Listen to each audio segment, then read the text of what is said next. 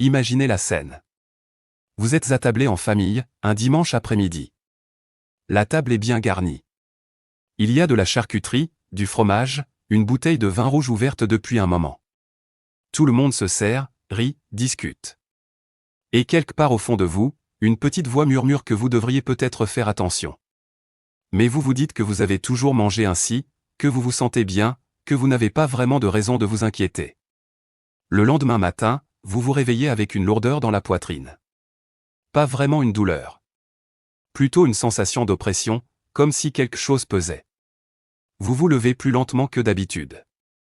Vous avez les jambes un peu gonflées. Votre cœur bat de façon légèrement irrégulière. Vous attribuez tout cela à la fatigue, à l'âge, au fait que vous avez trop mangé la veille. Et si cette lourdeur n'était pas liée à la quantité de ce que vous avez mangé, mais à la nature même de certains aliments dans votre assiette? Voilà ce que la plupart des gens ignorent. Après 60 ans, le cœur fonctionne différemment. Les artères ont changé. Le foie traite les graisses moins efficacement. La pression artérielle réagit plus fortement à certains aliments. Et ce qui ne posait aucun problème à 40 ans peut devenir une véritable menace silencieuse à 65 ou 70 ans. Ce qui est encore plus troublant, c'est que certains aliments que l'on considère comme normaux, voire comme des plaisirs bien mérités, sont précisément ceux que les cardiologues eux-mêmes évitent. Pas leurs patients. Eux. Les médecins qui passent leur vie à soigner des cœurs malades ont décidé, pour leur propre santé, de bannir ou de limiter fortement ces aliments de leur quotidien. Pourquoi? Parce qu'ils savent exactement ce que ces aliments font à l'intérieur du corps. Ils voient chaque jour les conséquences. Et ils n'ont aucune envie de finir sur la table de leurs propres collègues. Dans ce qui suit, vous allez découvrir ces 7 aliments. Vous allez comprendre ce qu'ils font à votre cœur, à vos artères, à votre tension. Et vous repartirez avec des choix concrets et réalistes pour protéger votre santé cardiovasculaire, sans renoncer au plaisir de bien manger. Je suis médecin depuis plus de 30 ans. J'ai exercé en cardiologie et en médecine générale, et j'ai accompagné des milliers de patients de plus de 60 ans dans la gestion de leur santé au quotidien. Au fil des années, j'ai constaté quelque chose de frappant, les patients qui développent des complications cardiovasculaires graves ne sont pas nécessairement ceux qui mangent le plus mal au sens général. Ce sont souvent des personnes qui consomment régulièrement certains aliments spécifiques, en ignorant totalement leur impact sur le cœur vieillissant.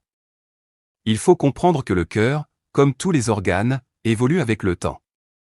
À 40 ans, votre système cardiovasculaire dispose d'une réserve fonctionnelle importante. Il peut compenser les excès, absorber les variations, récupérer rapidement. Mais après 60 ans, cette réserve se réduit. Les artères ont perdu une partie de leur souplesse. Le muscle cardiaque est un peu moins puissant. Les reins filtrent moins vite. Le foie est moins réactif. Ce n'est pas une fatalité, c'est simplement la biologie du vieillissement. Et connaître cette réalité, c'est se donner les moyens d'agir intelligemment. Les cardiologues que je connais, ceux qui passent leur journée à soigner des infarctus, des insuffisances cardiaques et des accidents vasculaires cérébraux, ont tous modifié leur propre alimentation. Pas par obsession ou par anxiété, mais parce que la connaissance crée naturellement la conscience.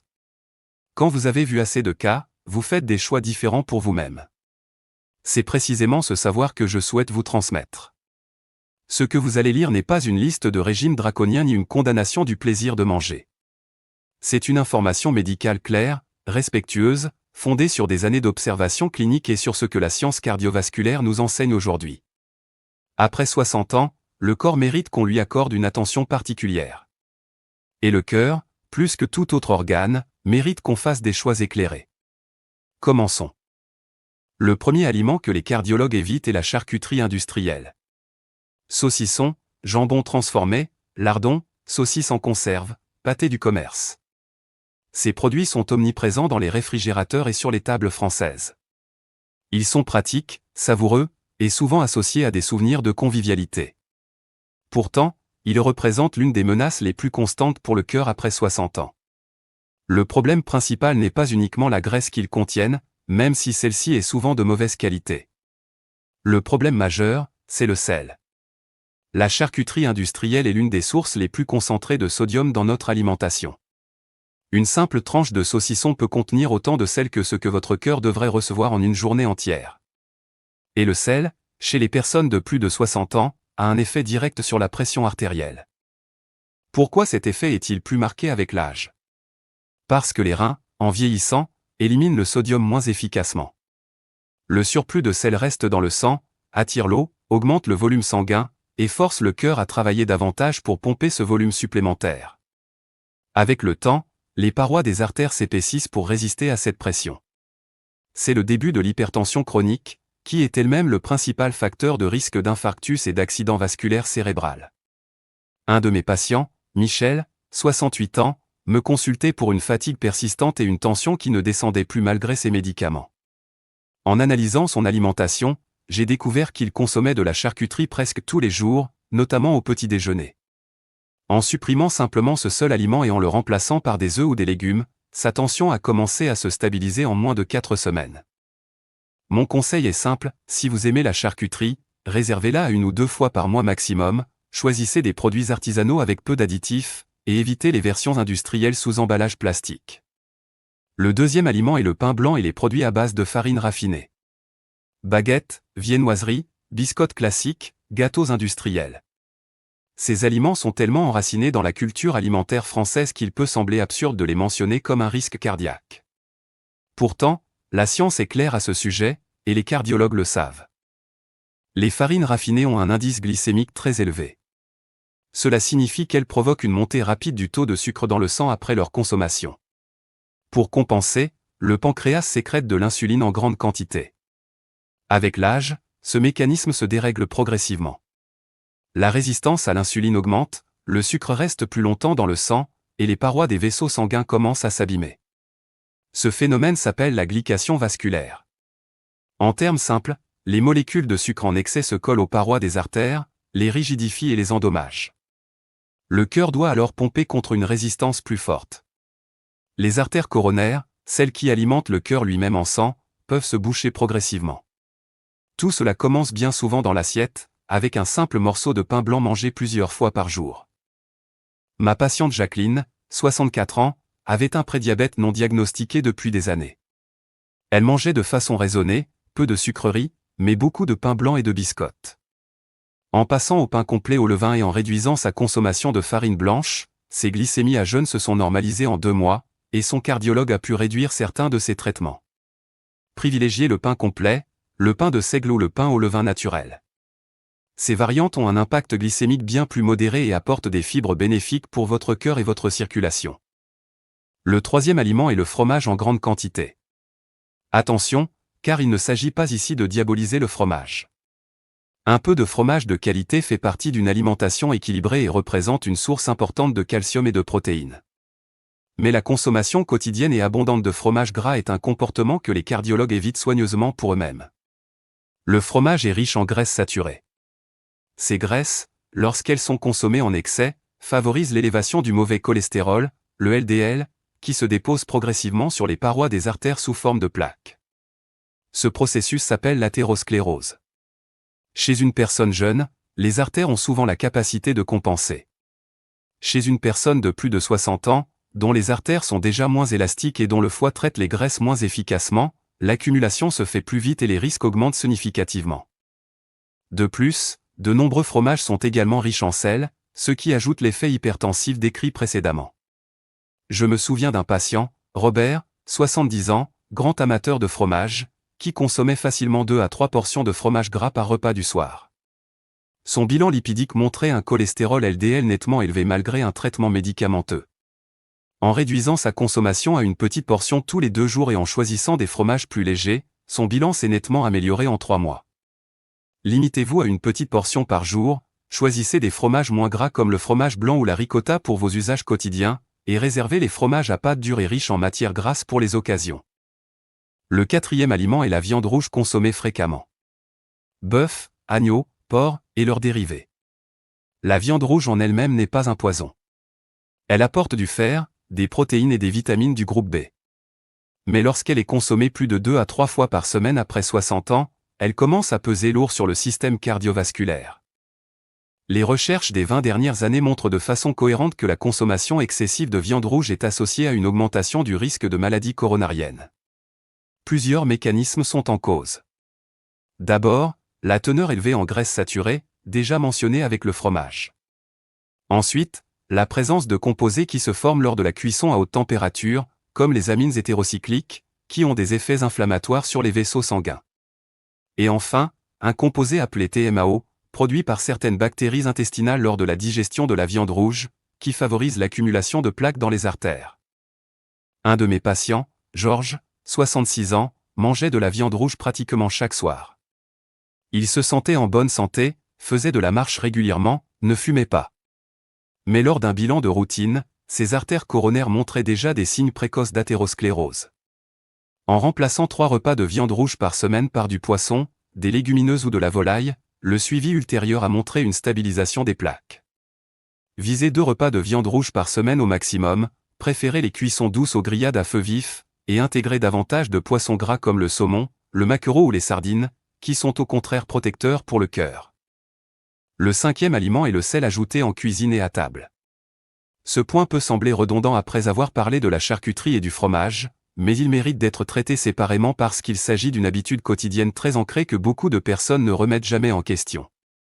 Saler son eau de cuisson, ressaler dans l'assiette par automatisme, utiliser des bouillons industriels très salés, ajouter de la sauce soja ou des condiments industriels, toutes ces habitudes s'accumulent. L'Organisation mondiale de la santé recommande de ne pas dépasser 5 grammes de sel par jour. Or, la moyenne de consommation en France avoisine les 9 à 10 grammes quotidiens. Et chez les personnes âgées, cet excès a des conséquences particulièrement marquées sur le cœur et les reins. Le sel en excès ne fait pas que hausser la tension artérielle. Il rigidifie les parois artérielles, favorise la rétention d'eau, surcharge les reins, et peut provoquer une hypertrophie du ventricule gauche, c'est-à-dire un épaississement du muscle cardiaque lui-même. Ce muscle épaissi est moins efficace pour pomper le sang, et c'est l'une des causes fréquentes d'insuffisance cardiaque chez les personnes âgées. Ma patiente André, 69 ans, avait pris l'habitude toute sa vie de saler généreusement tous ses plats. Elle ne pensait pas que cela pouvait poser un problème puisqu'elle ne consommait pas beaucoup de charcuterie ni d'aliments transformés. Mais en additionnant tout le sel qu'elle ajoutait elle-même, nous avons calculé qu'elle dépassait largement les recommandations chaque jour. Après avoir progressivement remplacé le sel par des herbes aromatiques, du citron et des épices douces, sa pression artérielle a baissé de façon notable. Désalez progressivement votre cuisine. Le palais s'adapte en quelques semaines, et vous redécouvrirez les vraies saveurs des aliments. Le 6e aliment est l'alcool, et en particulier le vin rouge consommé quotidiennement. Pendant des années, il a été dit que le vin rouge, bu en petite quantité, était bénéfique pour le cœur grâce au resveratrol qu'il contient. Certains patients me citent encore aujourd'hui cet argument pour justifier leur verre quotidien. Mais la médecine cardiovasculaire a considérablement évolué sur ce point. Les études récentes et les méta-analyses les plus solides indiquent qu'il n'existe pas de dose d'alcool qui soit clairement bénéfique pour le cœur et sans risque. Chez les personnes de plus de 60 ans, l'alcool a des effets particulièrement préoccupants. Il élève la pression artérielle, fragilise le muscle cardiaque, perturbe le rythme cardiaque et favorise une forme d'arythmie appelée fibrillation auriculaire, qui est l'une des causes les plus fréquentes d'accidents vasculaires cérébrales chez les seniors. De plus, l'alcool interagit avec de nombreux médicaments couramment prescrits après 60 ans, comme les anticoagulants, les antihypertenseurs ou les statines, en réduisant leur efficacité ou en amplifiant leurs effets indésirables. J'ai eu en consultation un patient, Henri, 62 ans, qui buvait 2 verres de vin chaque soir depuis des décennies et se sentait tout à fait bien. Mais lors d'un bilan cardiologique de routine, un Holter de 24 heures a révélé des épisodes de fibrillation auriculaire nocturne totalement asymptomatiques. En réduisant sa consommation à 2 à 3 verres par semaine au lieu de 14, ces épisodes ont diminué de façon significative. Si vous souhaitez continuer à profiter d'un verre de vin occasionnellement, réduisez à 2 ou 3 occasions par semaine maximum, mangez toujours avant de boire, et ne compensez jamais les jours d'abstinence. Le 7e aliment est le sucre caché dans les produits industriels dits allégés ou de régime. Yaourts allégés aromatisés, céréales du matin étiquetées comme saines, barres de céréales, jus de fruits en bouteille, sauce tomates industrielle. Ces produits bénéficient souvent d'une image positive qui n'est pas méritée sur le plan cardiovasculaire. Le problème est le suivant, lorsqu'on retire la graisse d'un aliment pour le rendre allégé, on doit généralement le remplacer par quelque chose pour préserver le goût. Ce quelque chose, c'est presque toujours du sucre, sous différentes formes. Sirop de glucose-fructose, maltodextrine, saccharose, fructose concentré. Ces sucres sont absorbés très rapidement par l'organisme, provoquent des pics d'insuline répétés et contribuent au développement de ce que l'on appelle le syndrome métabolique, une combinaison d'hypertension, de glycémie élevée et d'excès de graisses abdominales qui multiplient considérablement le risque cardiaque. Après 60 ans, le foie stocke plus facilement les sucres sous forme de graisse. Ces graisses dites triglycérides s'accumulent dans le sang et dans les artères, entretenant un état inflammatoire chronique qui accélère le vieillissement vasculaire. Ma patiente Simone, 67 ans, avait fait des efforts réels pour manger sainement. Elle avait remplacé le beurre par de la margarine allégée, les yaourts entiers par des versions aromatisées 0%, et buvait chaque matin un grand verre de jus d'orange en bouteille. En lisant ensemble les étiquettes de ses produits habituels, elle a découvert qu'elle absorbait plus de 50 grammes de sucres ajoutés par jour rien qu'avec ses choix soi-disant sains. En revenant à des aliments bruts, son bilan métabolique s'est transformé en quelques mois. Apprenez à lire les étiquettes. Méfiez-vous des mentions allégées, light ou sans matière grasse. Préférez toujours les aliments bruts, non transformés, dont vous contrôlez la composition. Maintenant que ces 7 aliments ont été présentés, il est important de comprendre pourquoi leur impact est si différent après 60 ans. Ce n'est pas une question de volonté ou de discipline personnelle. C'est une question de biologie. Avec l'âge, les artères perdent progressivement leur élasticité. Ce phénomène, appelé rigidification artérielle, est inévitable, mais il peut être considérablement ralenti par les choix alimentaires. Une artère rigide ne peut pas se dilater facilement pour absorber les variations de pression. Résultat, chaque repas riche en sel, en graisse saturée ou en sucre rapide provoque une montée de tension plus forte et plus durable que chez un adulte plus jeune. Parallèlement, le foie vieillissant traite les graisses et les sucres moins efficacement. Les lipides restent plus longtemps dans le sang. Le bon cholestérol, le HDL, responsable du nettoyage des artères, diminue naturellement avec l'âge. Le mauvais cholestérol, le LDL, a donc plus de temps et moins de résistance pour se déposer sur les parois vasculaires. Le cœur lui-même subit des modifications structurelles. Il devient légèrement plus rigide, ses valves peuvent s'épaissir, et son système électrique interne est plus sensible aux perturbations, notamment celles provoquées par l'alcool, la caféine en excès, ou les carences en magnésium liées à une alimentation pauvre en végétaux. Il existe également un facteur souvent négligé, l'inflammation chronique de bas grade. Après 60 ans, certains aliments, notamment la viande rouge en excès, les sucres industriels et les graisses transformées entretiennent dans l'organisme un état inflammatoire silencieux et persistant. Cette inflammation ne se manifeste pas par de la fièvre ou une douleur localisée. Elle ronge lentement les parois vasculaires, fragilise les plaques d'athérosclérose et augmente le risque de les voir se rompre brutalement.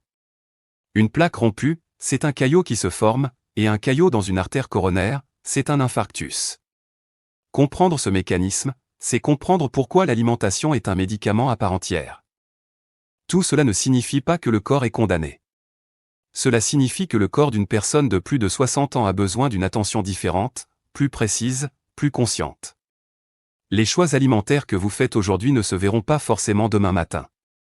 Mais dans 5 ans, dans 10 ans, ils feront une différence considérable dans votre capacité à marcher sans essoufflement, à dormir profondément, à garder votre indépendance et votre vitalité. Récapitulons ce que vous avez découvert aujourd'hui.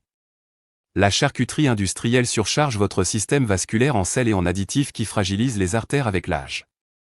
Le pain blanc et les farines raffinées provoquent des pics de glycémie répétés qui endommagent les parois des vaisseaux sanguins et accélèrent le vieillissement artériel. Le fromage en excès élève le mauvais cholestérol et contribue à l'accumulation de plaques dans les artères coronaires. La viande rouge consommée trop fréquemment entretient un état inflammatoire silencieux et accélère l'athérosclérose. Le sel ajouté rigidifie les artères et surcharge le cœur jusqu'à provoquer, à terme, une insuffisance cardiaque. L'alcool quotidien fragilise le muscle cardiaque, élève la pression artérielle et augmente considérablement le risque d'arythmie. Et enfin, les produits industriels cachant du sucre sous une apparence santé entretiennent un syndrome métabolique qui multiplie les risques cardiovasculaires sur le long terme. Ces 7 éléments ne sont pas des interdits absolus. Ils sont des informations précieuses. Ce sont les pièces d'un puzzle qui, une fois assemblées, vous donnent une vision claire de ce qui protège votre cœur et de ce qui le fragilise jour après jour. Je terminerai par ceci. Dans ma carrière, les patients qui ont le mieux vieilli, ceux qui à 70 ou 80 ans continuent de marcher, de voyager, de rire avec leurs petits-enfants, ne sont pas ceux qui ont suivi des régimes parfaits ou qui n'ont jamais mangé de charcuterie de leur vie. Ce sont ceux qui ont fait des choix conscients, progressifs et constants. Pas tous les jours parfaitement. Mais avec une direction claire.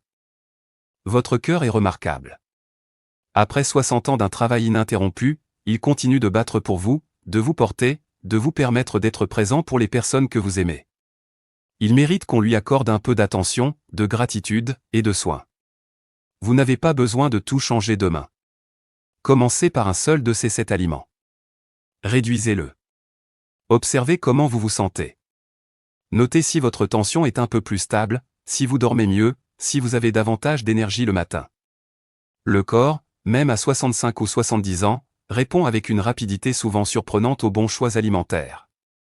Les patients qui réduisent leur consommation de sel et de charcuterie observent parfois une amélioration de leur tension en moins d'un mois.